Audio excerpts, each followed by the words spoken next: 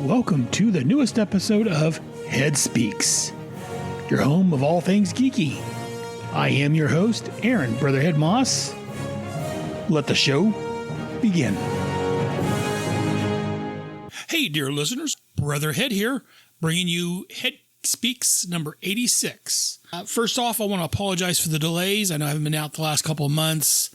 I've been between my hand and between fighting my personal issues, which I've talked about briefly here and there.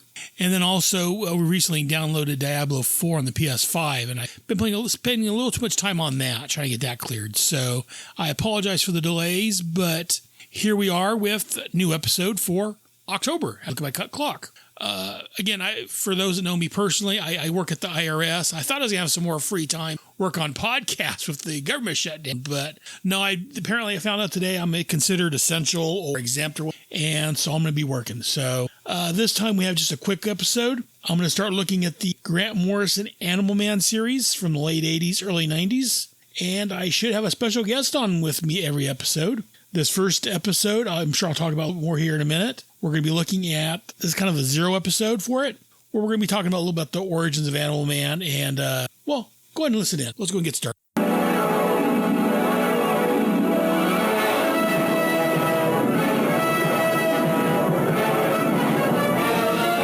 Faster than a speeding bullet.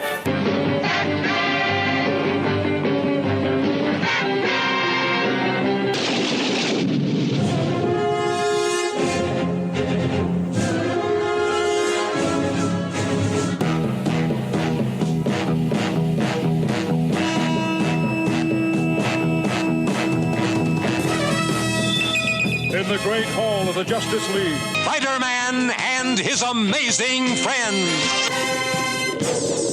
the Justice League of America versus the Legion of Doom. This is What's in Head's Long Box? Dedicated to truth, justice, and peace for all mankind.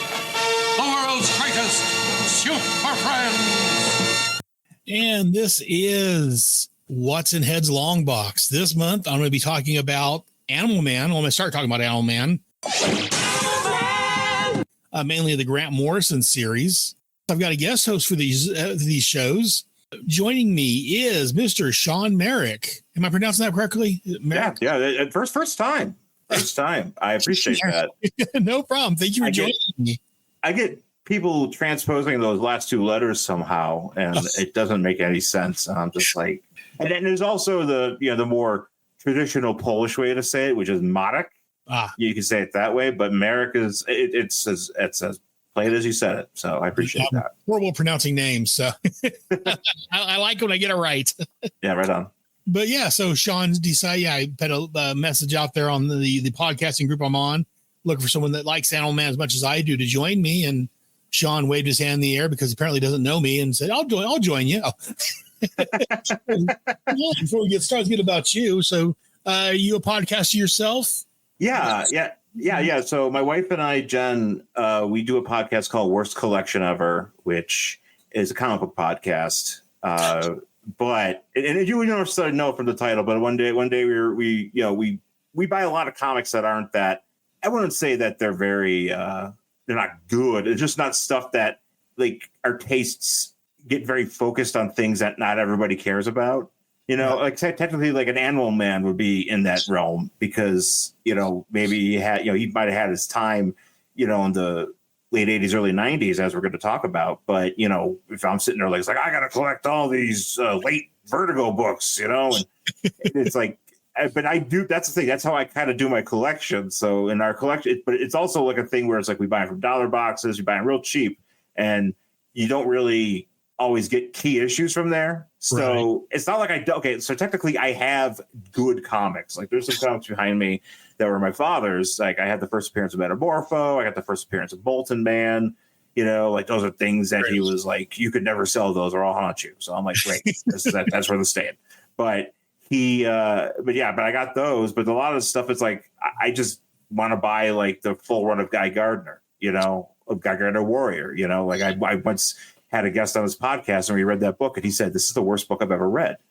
And it was like right before he became an alien, but like he wasn't really doing much with the ring. He had the yellow ring, Right. So there's a lot of stuff where it's like people come in and they're just like, you could be like, wow, this is really not great. But on the plus side, it allows us to have a chance to just, my wife, or at least for Jen and I, to like just riff and just have a lot of fun, just beating up on the comic, beating up on the absurdity of things that happen in it. I think I said something last week to the effect of like, we were a show that talks about our favorite heroes and says terrible things about them. And because like, like it doesn't matter, like what it is, as long as there's enough interesting stuff in there and fun stuff, it makes it enjoyable for us. And we've been going on. It's actually since 2014, but we did take a 2-year break somehow because I thought it was only be like 6 months, but it ended up being like 2 years. It happens. Yeah, it happens. So we took a break and came back, but we came back with in a way that instead of just grabbing random comics that from our collection, we're actually going to try to do like arcs of comics because we do have a lot of those, like stuff that's consecutive, so it doesn't feel like we're out of. Because sometimes it got to a point where you just pick up a random book and you're just like, okay, I have no idea what's going on here. And yeah, I can talk about some absurd stuff in this, but it's not going to be as fun if, we kind of have an invested interest in, or like a thread we can hang on to, and the audience can get that as well. So, but that's our show. We release episodes every Friday on your podcatchers everywhere, as well as youtube.com/worst collection ever. You can find us there. The episodes get directly up there, and we it's like my personal YouTube channel, but I just kind of converted it so that the episodes are up there, and I'm in the process of making them look nicer. And it's actually kind of nice because I get to kind of revisit some of these old shows and make like social media clips and do like shorts or something like that. Very nice. Yeah. The wife and I are doing a Quantum Leap podcast, and it's right on. Nice. We started off because I was a big fan of Quantum Leap when I was younger, and she'd never watched it. We got a friend from Australia that's a big fan also that joins us on it. And we were doing the original series where me and him are big fans, and it was first time for her for the most part. And then we got the first season and then like 7 or 8 episodes of the second season. And then NBC came out with the new series for it. Okay. So we stopped what we were doing to kind of jump onto that. And we did the first 8 episodes of that. And then wife's not really feeling that one as much. Mm-hmm. Then we got busy with my daughter's in band.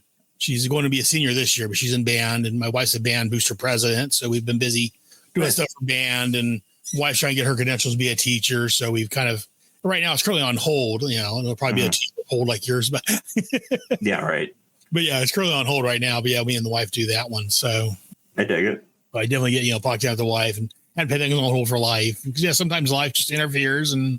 Yeah, no, it's totally how it was. I think for us, like we got burned out because of the way we were doing the show, and it was more of a thing where I was more focused on like other, and Jen the same way. We were focused on other stuff, and it just didn't feel right just grabbing a book and trying to talk about it, and trying, because I'm like, I'm not going to do this if I'm going to be happy. And plus, also too, like we don't get a lot of downloads, we don't get a lot of plays, and it's just the way that it just, I don't know, I just got kind of tired of it, dealing with that stuff, and I have worked in podcasting, in the past, and, being close to that stuff, kind of when you see exactly how those things go, and you're just like, man, this stinks. It's just like everything else. But although I absolutely love this format, of podcasts and YouTube, the way that YouTube allows you to stream and just all, it's not anything new, but it's stuff that, for guys like us who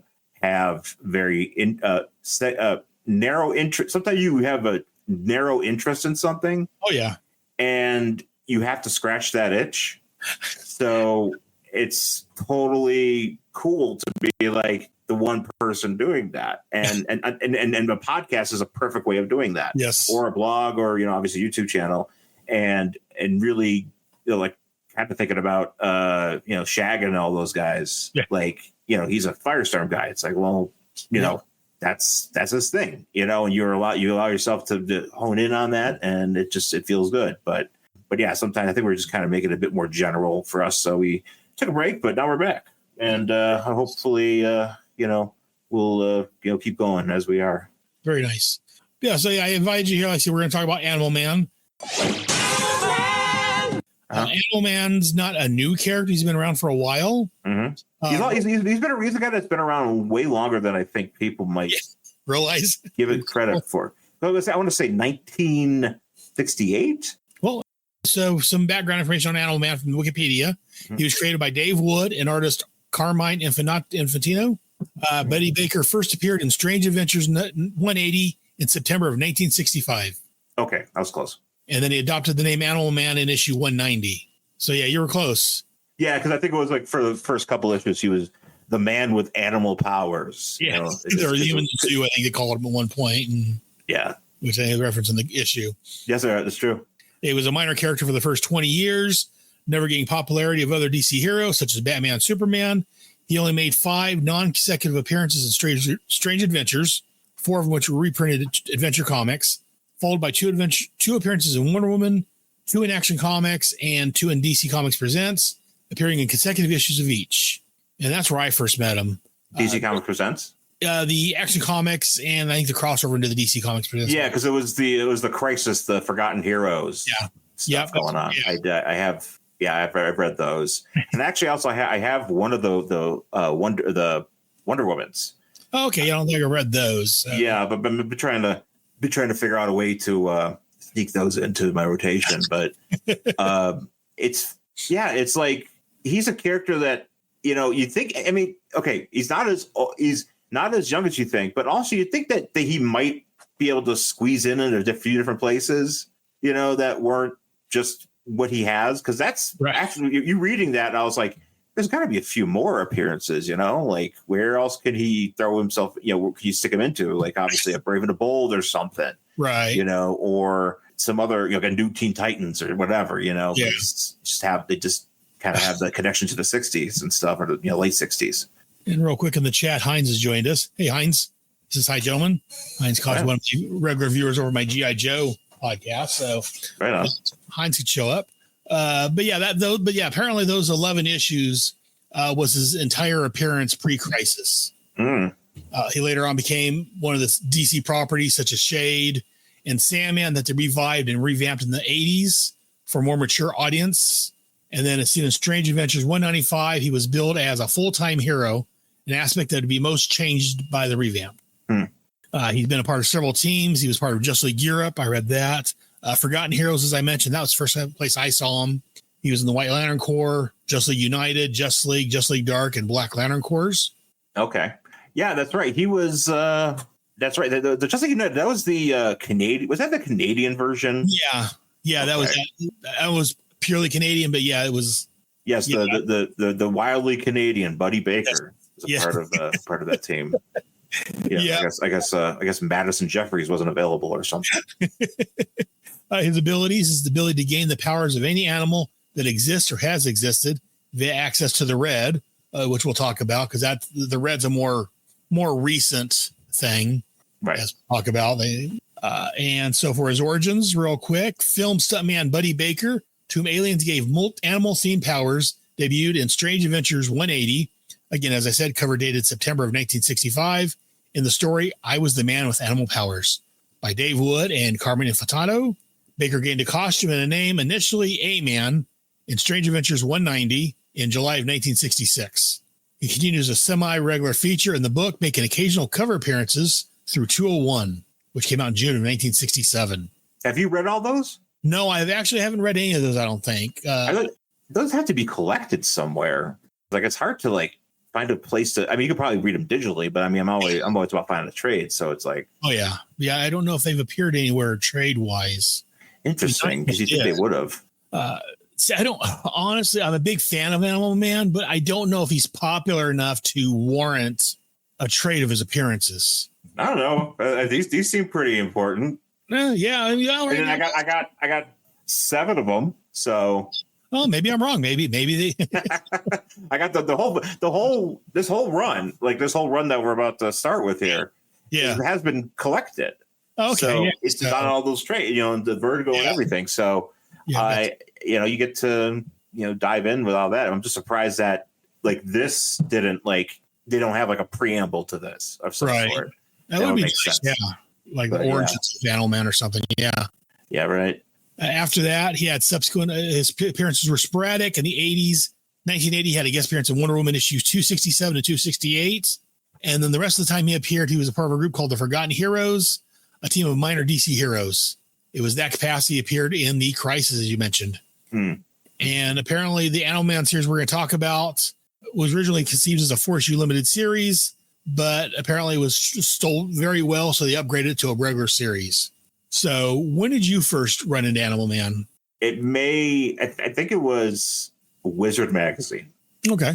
Because my comic book fandom, actually, it could have been two things. My comic book fandom is, kind of really starts in like when I was like 12, 11, more like 12. I had comic books before that, but I wasn't really collecting. Like I maybe had like G.I. Joe comics or Transformers or whatever, but wasn't really collecting, Marvel, like any specific stuff. Like I knew who heroes were, and obviously I was familiar with certain characters, but not to the degree that I am now. And I somehow came across like an issue of Wizard around like 93-ish. So it's pretty early on in that run. And you would have, back then they would have the price guide, they used to have like a lot of like more detail in it.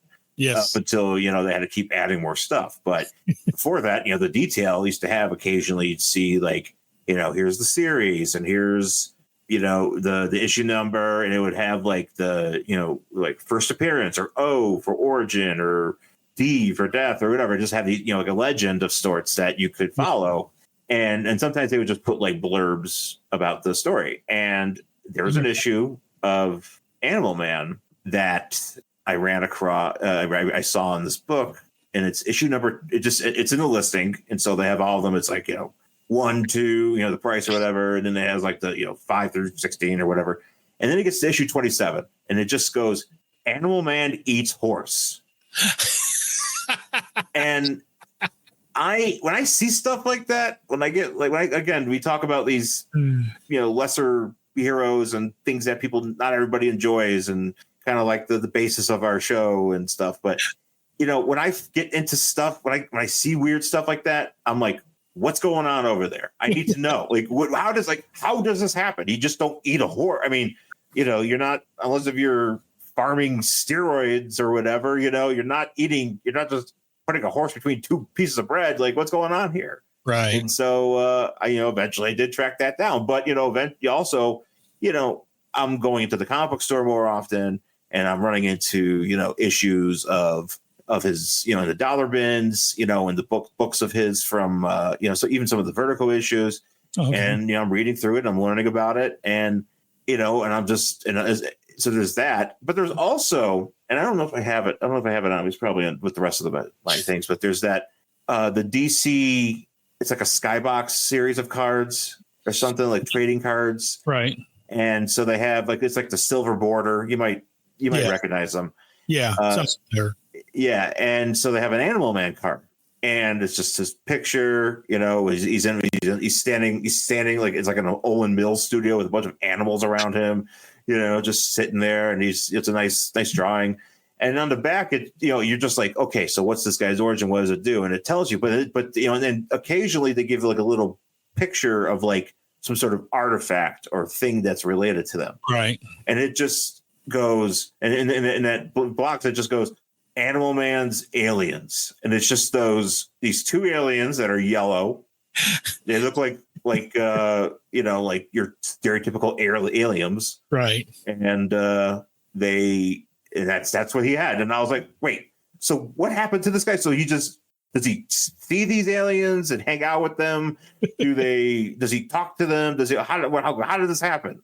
What is going on? So I got interested, and I've always kind of had this connection to Animal Man because of that. And I didn't really, until a couple of years ago, didn't get really to dive back into the books and read them straight through, like these trades, and just really get immersed in it. And it's so awesome. It's so fun. And I know we're going to, get more into it, but it just, there's a distinct flavor to it, to the way it's the art and the writing and it just feels really cozy.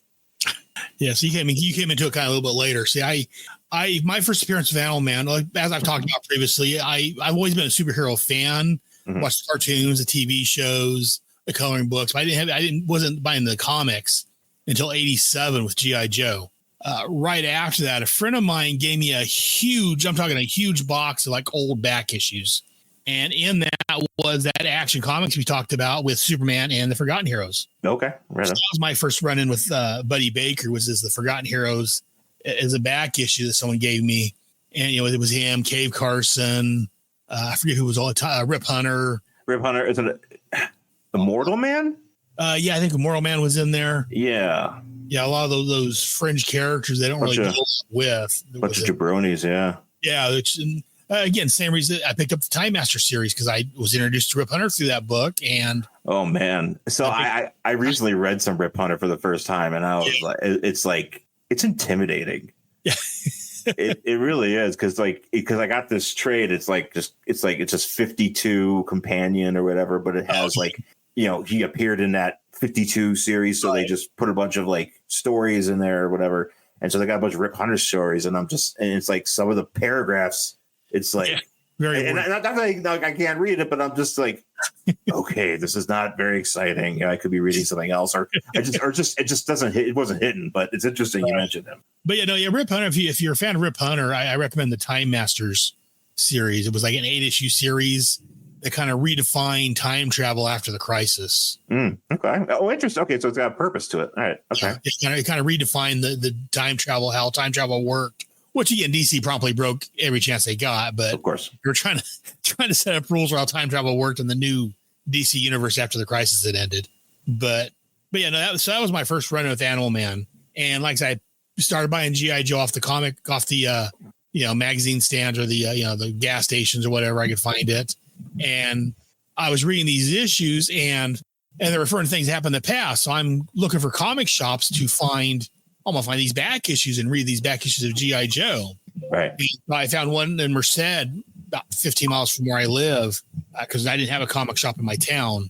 And so I'm going there to pick up back issues of G.I. Joe. And of course, they've got the new comics on the stand. So I picking up other books like, Spider-Man and Superman, all these. And I saw it was like the first or second issue of Animal Man I caught on the stand of this series we're talking about. I'm like, I remember him from that Forgotten Hero. I'm going to have to check this out. So I picked that one. And it was the second issue. I also picked up the first issue was there. And I just loved what Grant Morrison was doing with the book. That's the great feeling.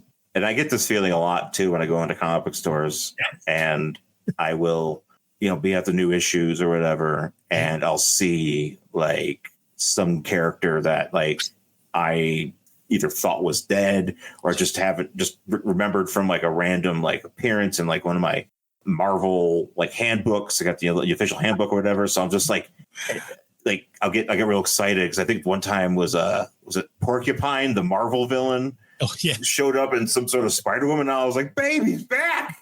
He's back, babe. Porcupine's back. I thought he was dead, but he's back. So I get real hype for that. Oh yeah, it's a great feeling. It's a good thing when you go, and also not even that. You're just like, oh, that guy's got a series. This book's about him.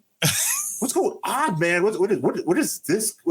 What is happening here? Yes. That's all it goes. And yeah, Grant Morrison was one of the British writers that came over and started doing a lot of books in DC and Marvel. And it was the British wave and all that. And he had an interesting take on Animal Man. And like I said, he did the first 26 issues, which we'll be talking about. And then another writer was to take over, and it started leaning more towards the Vertigo. And it became an actual Vertigo book, which is more the adult line, if you will. And that's where when it starts getting more weird is where it starts to lose me. But like I say, the newer stuff, I've enjoyed it, but it's not, I prefer for the most part, more of the traditional superhero. When it starts getting weird, I'm in and out usually. Do you lump that in? Does that same opinion go for like the Jeff Lemire stuff? Like, yeah, I liked it, but like I say, it would get a little weird. The artwork would be a little weird for me. So that there I was also in and out of. I'd read it for a while and then I'd kind of drop out and check it back. Cause again, I'm a fan of certain characters. So I want to see what's going on, but man, a little too weird for me right now. No, fair enough. Yeah. I like it. especially for Buddy in particular in this iteration, I like seeing him in the outfit. Right. And I know that it's not, we're not always, rooted in that, sort of aesthetic, but and the outfits, they're weird colors. Like, it's like, yes, I have that one. Yeah, I've got to pick this up at Target.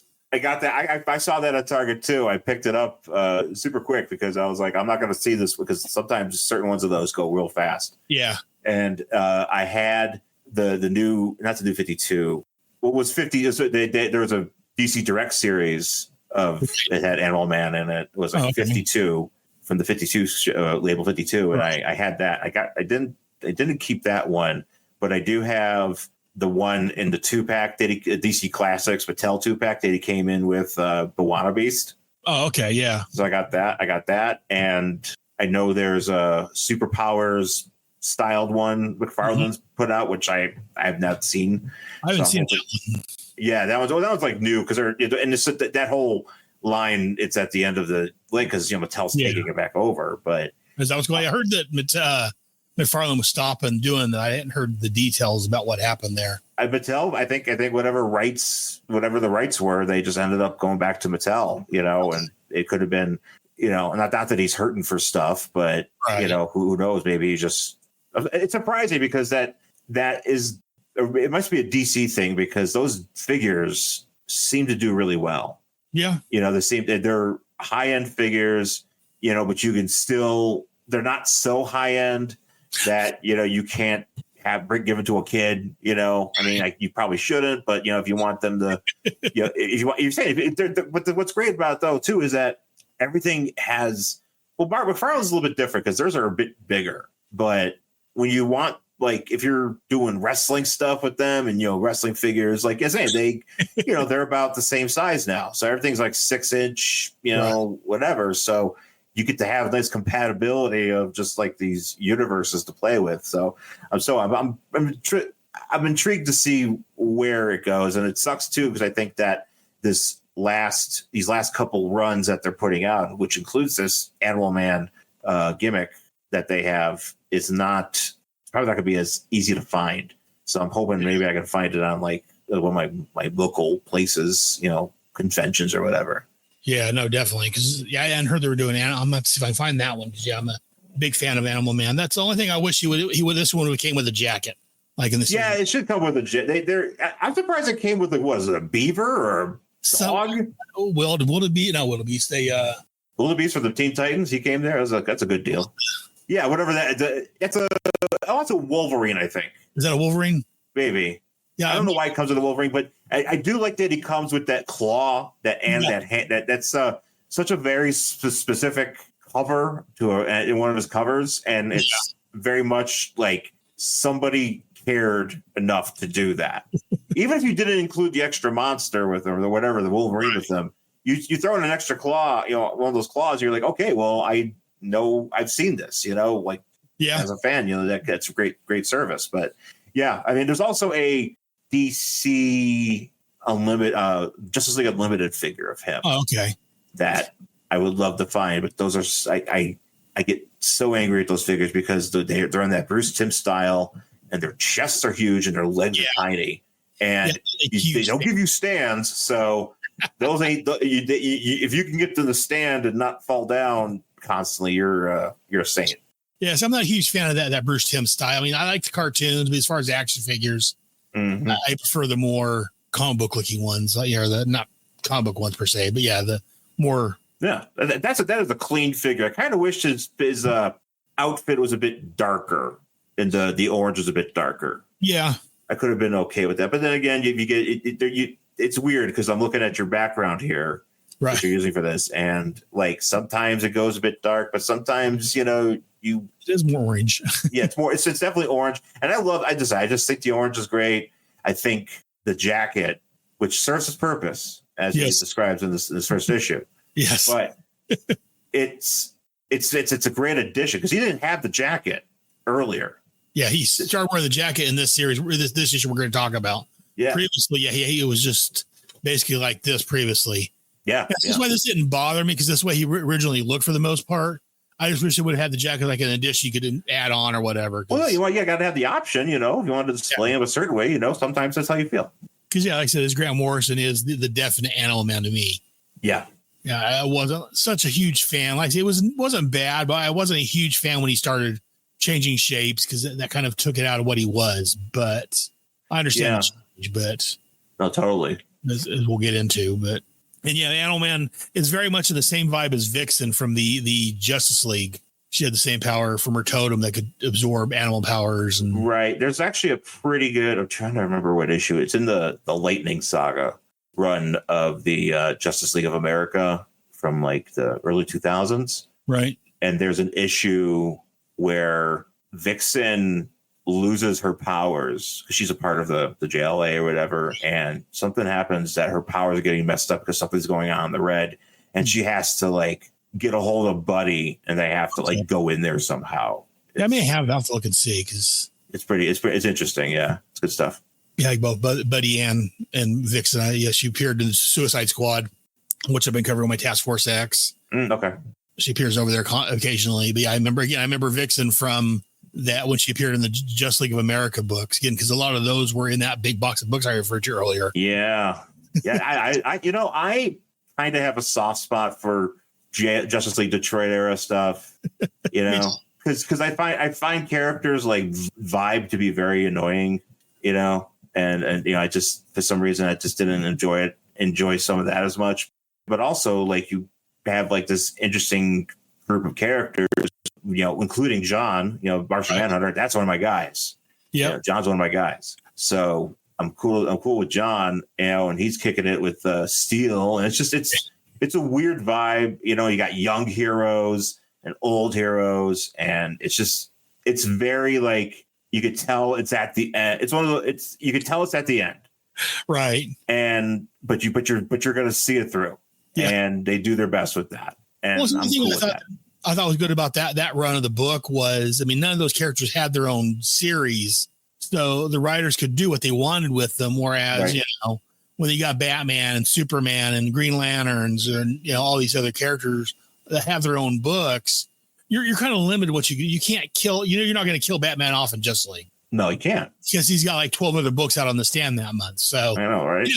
Nothing permanent is going to happen to Batman, but Vibe or Gypsy, they could die because they've got no other book they're appearing in on a regular basis. So yeah, right. That's what I liked about those second and third string characters that when they appeared in the Justice League, they were a little more flexible, a little more.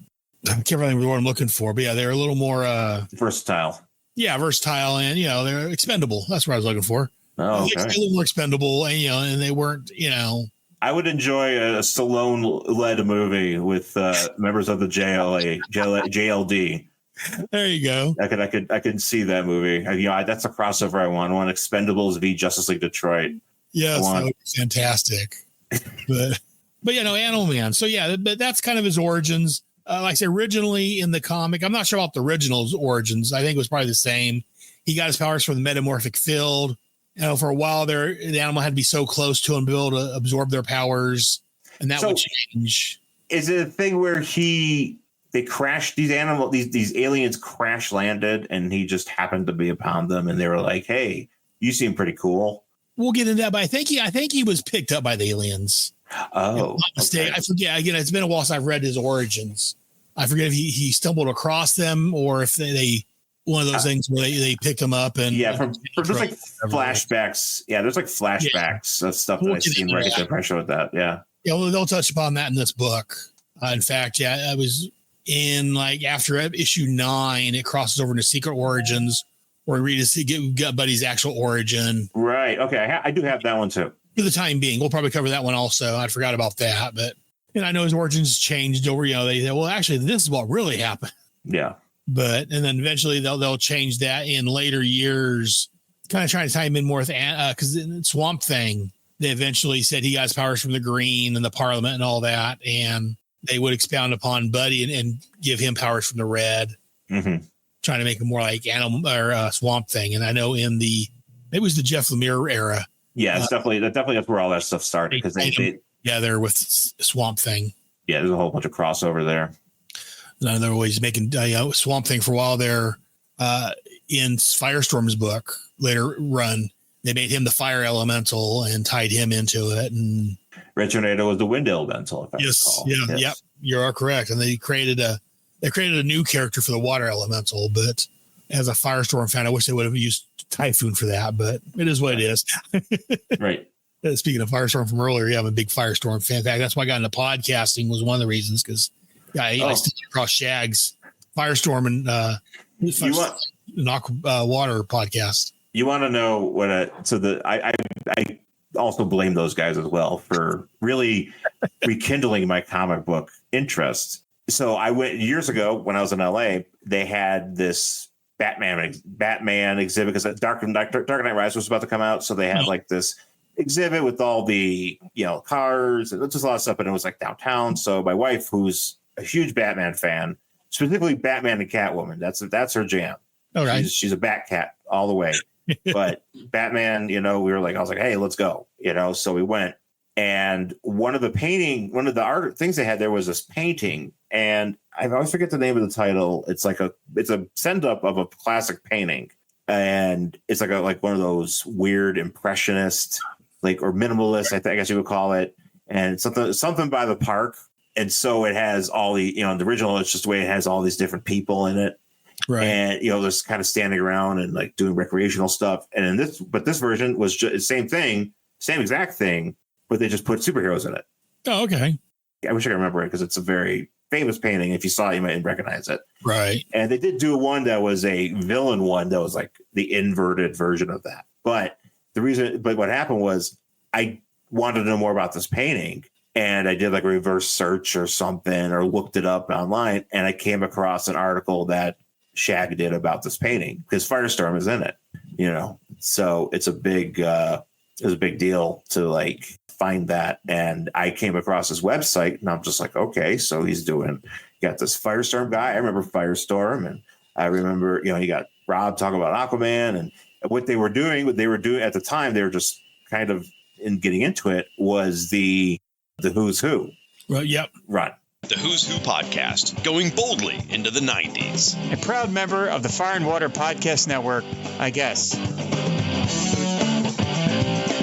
And I remembered Who's Who from, growing up. And I was like, well, I love just having stuff that is like, I love the Marvel handbooks. I just love like, hey, here's a picture of this guy and here's his bio. It's just really silly stuff, but I just love it. And right. I got obsessed with the Who's Who stuff, and I listened to their podcast, and I just got back into more comic stuff because they're talking about all these characters and all these other runs, and I'm just being reminded. Yes, there it is. I'd love to. It's called the original painting is called A Sunday Afternoon. Sunday Afternoon, yes. I thought it was Park, but yeah, there's it's Serrata. Who? George's Georges. And the last name is Seurat. Surratt. Yeah, I don't know. It's a classic painting, but this one, I just love looking at it because there's just so many weird things in here. You got Dex Star for some reason having a little being chased by Beppo the super monkey. You got the Robins sitting up here. You got Catwoman's doing something. I don't know why Catwoman's not standing next to Batman, but I guess it makes it look better when you have this Batwoman costume here. Firestorm. I like how Firestorm is chilling with Captain Atom, and they're both the guys with things flaming out of their head. Yeah, so it makes sense to like put them together. Aquaman is fishing. It's great. This is I just love it. Yeah, I've never seen that before. Fantastic. Glad you brought that up. Yeah, no, I'm yeah, there's a super villain one too. That's not as good if I remember, but yeah, it's a lot of fun. And that's what got that article they had about it was what got me into this and really started putting me on this run of like collecting comics again. And actually, which is what ended up with the podcast. So yeah. Very nice. But look at my notes real quick. I think we've kind of covered Animal Man and his origins, where we come from Animal Man now, our love for Animal Man. So basically what it is it's going to be on Head Speaks. And for the next 26 episodes, probably I'm going to cover Grant Morrison's run because I really loved his run on it. After that, I talked about it wasn't bad, but it wasn't quite the same for me. But I love what Grant Morrison did on this. So yeah, he's good, and he's well, obviously we'll talk about it. But I've never delved into too much Grant Morrison stuff, but I definitely feel like that's something I should, or at least just I don't have to do Batman, but I'll do all the weird Doom Patrol stuff. I think he did the Justice League for a while. The yes, yeah.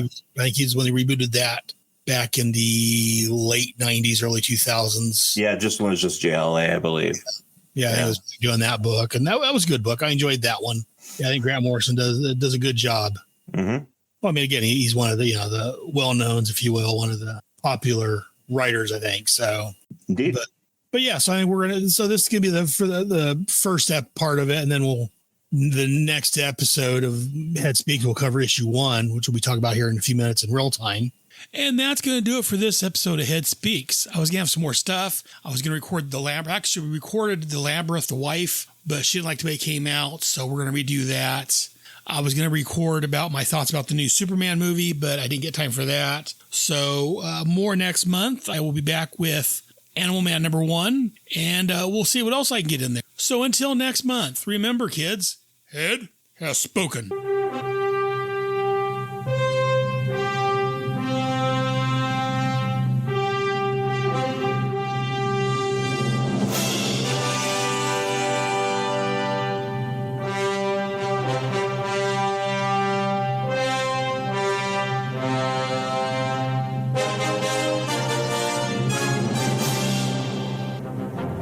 Thank you for joining us on another great episode of Head Speaks. I can also be found rambling on other Headcast Network shows, such as the Task Force X Headcast, where I cover all the appearances of the Suicide Squad and Checkmate comic books from the late 80s, early 90s, over on G.I. Joe, a Real American Headcast, where me and my guest hosts look back at the comic book and TV series from the 80s. And in addition, we also have Bravo Team, where we look at other G.I. Joe related paraphernalia. And over on the Starman Adventure Show, where I reread the Will Payton Starman comics and talk about them, once again from the late 80s. In addition, myself and my wife Michelle, along with our friend from the land down under, Hayden McQueenie, talks about the TV show Quantum Leap monthly over on the Starbright Project. All of the Headcast Network shows can be found on your favorite podcatcher or at my home on the internet, which is at headcast.headspeaks.com. Over on Facebook, X, and Instagram, look for Headcast Network. And please feel free to email your bitches, moans, and gripes to head@headspeaks.com. Also, feel free to email any compliments you have. If you want to record a message, you can send it to me at head@headspeaks.com, and I'll play it on the air. And be sure to join us next time for another fun-filled Headcast from your friendly neighborhood brother Head. And be sure to tell a friend. Until next time, I'll see you in the funny pages.